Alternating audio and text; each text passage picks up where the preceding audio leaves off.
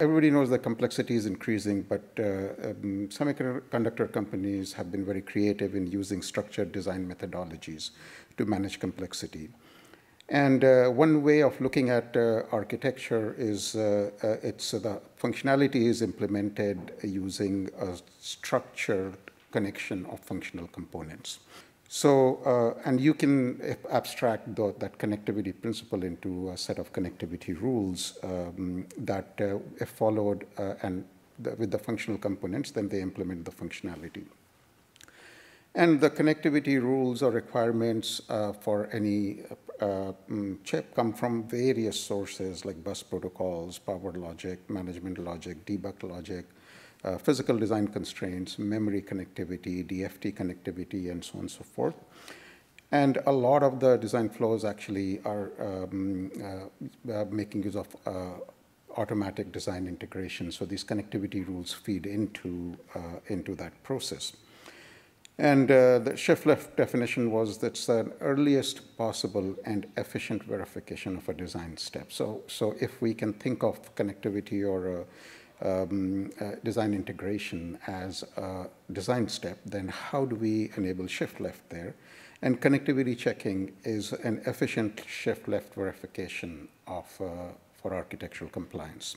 So that is the high level theme that I will be elaborating on.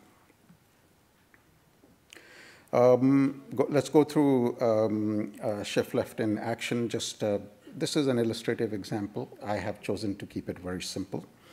And so you have these various blocks, and the connectivity rules feed into the RTL integration process, and you have SOC. I'll be using DFT as an example.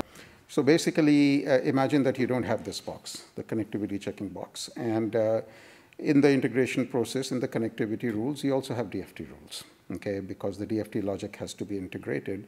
Then left shift says that after integration, you verify the DFT functionality. And this DFT functionality will verify DFT as well as the connectivity that implemented the DFT process.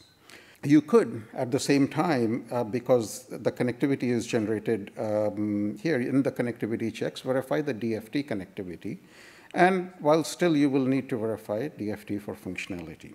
An illustrative example, what are the DFT integration connectivity checks? You have to stitch scan chain across boundaries using connectivity rules. So there are multiple port-to-port connections. Okay, you have to connect the scan compression and decompression logic. Okay, on-chip clock controllers to blocks. Okay, so these are some examples of the connectivity rules that you have to follow. You can verify these with a dedicated connectivity checker, or you can wait to verify it while you're doing the functional DFT checker, right? But notice that the connectivity rules have a higher level of granularity. If your scan chain, somehow the port-to-port connection, something went wrong. It's a simple, trivial example even maybe, but let's say in the port-to-port connection specification, something went wrong and your scan chain is broken in 4 places. The DFT functional checker will probably give you 2 breakage points, one from the start point, one from the end point. But some breakages in the middle you will not be able to get in the first iteration. DFT connectivity rules will tell you that each point-to-point will check for each point-to-point connection, and all the ones that are broken will get reported. And this gets into the granularity of checking and non-overlapping checks and how they enable better experience for static sign-off. So you will have a faster root cause detection of connectivity failures specifically related to DFT. However, that doesn't prevent you from doing full DFT structural checking to establish the functional correctness of the DFT logic. So if you take that and you generalize it, okay, and we know that the connectivity rules come from various sources, then as soon as you completed this design step, you can check the connectivity of all these requirements, architectural compliance requirements, in one system and right away get the feedback from it. Let's talk about glitches. It's a transition that is shorter than the clock period, and if it gets captured at the clock edge, then you have a problem. And typically, async interactions within the designs are vulnerable to glitches in the netlist. And since these are Typically, asynchronous means that these are static timing analysis exceptions. So clearly, they will not be caught by static timing analysis, right?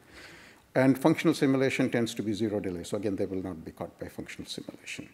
We want to design a cost-effective verification methodology. Then how do we do it?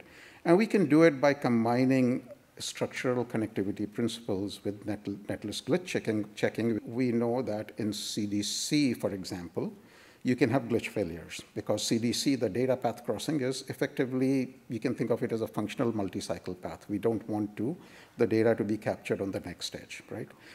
And, but CDC is encapsulated within interfaces. The usage of pre-verified components for CDC interfaces is a standard practice, okay? So the structural glitch avoidance principles, you can include them within your CDC components.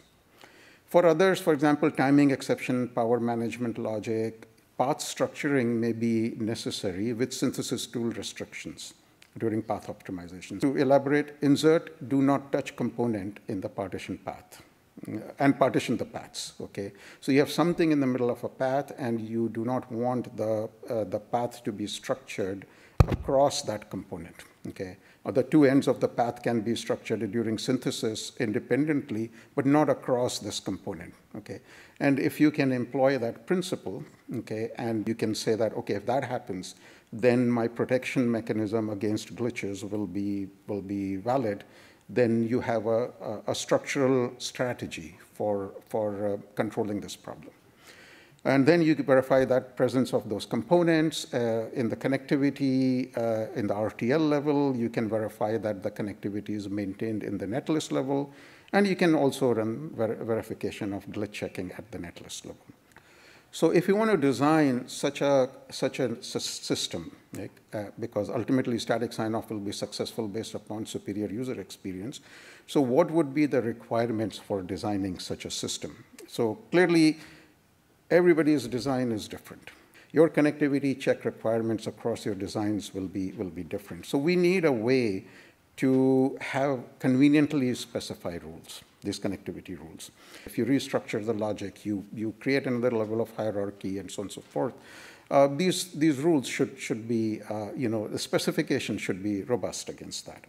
And convenient methods for source and destination exclusions should be available so that you can refine the target, again, which is basically another way of saying convenient ways for creating highly granular rules without too much work. Okay, so how do you ensure coverage with this? Well, you create a dictionary of rules. Okay, a dictionary can be created by the CAD team as a part of the flow. And the users can instantiate and activate relevant rules. This is a use model that is borrowed from Lint, where Lint has a dictionary of checks. You customize the rules and activate them in policies for your specific application.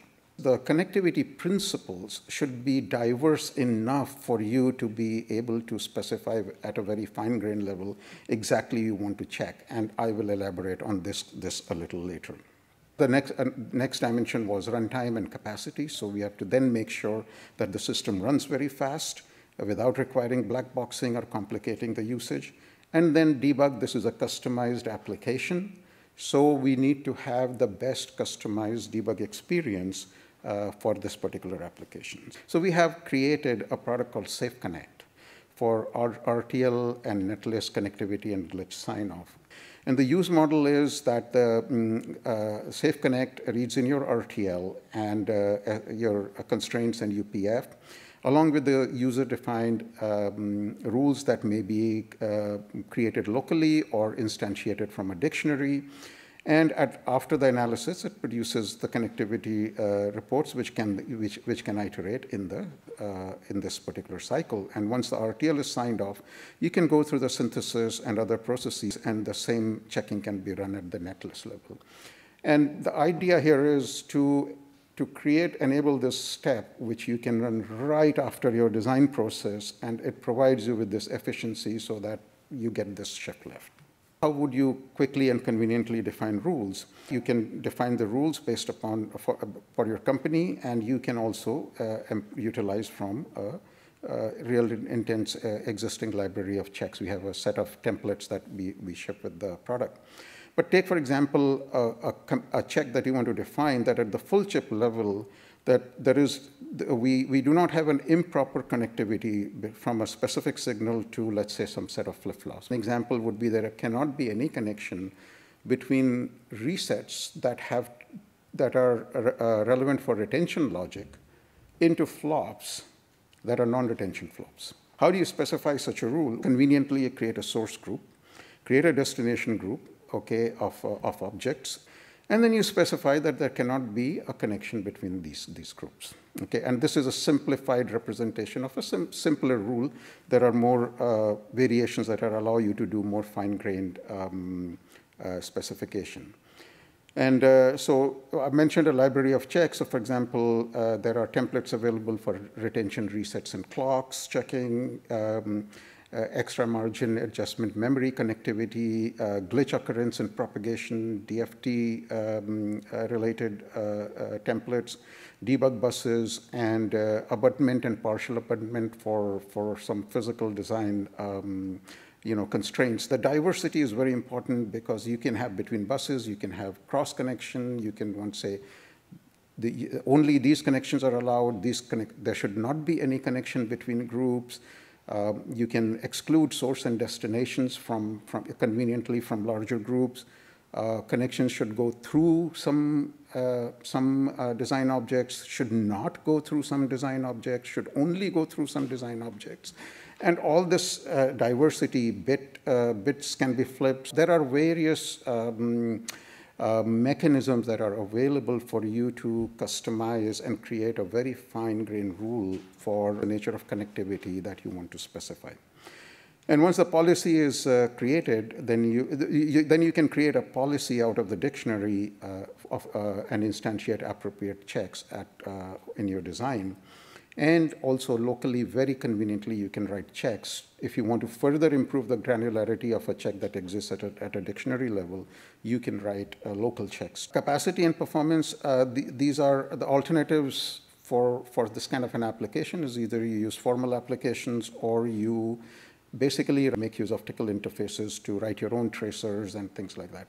And both of them, forget about the inconvenience of setup and all of that, they have lower capacity and they basically run relatively slow. The system has been designed for this particular application, and underneath we have developed customized technology so that we can give you the highest capacity and performance.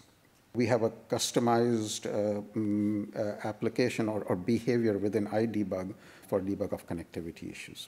Very simple examples, let's say for connectivity report, a control signal is expected to drive only the enable pins of specific instances without any combinational logic on the path. Okay, so this check can be easily specified. And the broken connections or extra fan-out failures are reported. So for example, here's an extra connection. This is a broken connection, whether it was connected through logic or it's not connected at all. These will be reported. And again, these are not rocket science things. These are just catching as many things, just like with lint, catching as many things as early, as conveniently, right after a design step. So an example of a glitch report, a source to a destination path should not be glitchy. Again, the check can be very easily specified with the source to destination path through points and things like that. And the glitch source path, the glitch point, and the capturing flops, these would be the elements that would be reported along the paths, and that will be the nature of the report. So, so the methodology really the prototype methodology is just a starting point, okay? CAD creates a dictionary of standard rules, and this is the attempt that we have made is that the creation cost is minimal. Users instantiate and activate relevant rules based upon what they're looking to accomplish. And this can be integrated into your continuous integration process to enable left shift because of very fast runtime and debuggability. And that's really the concept.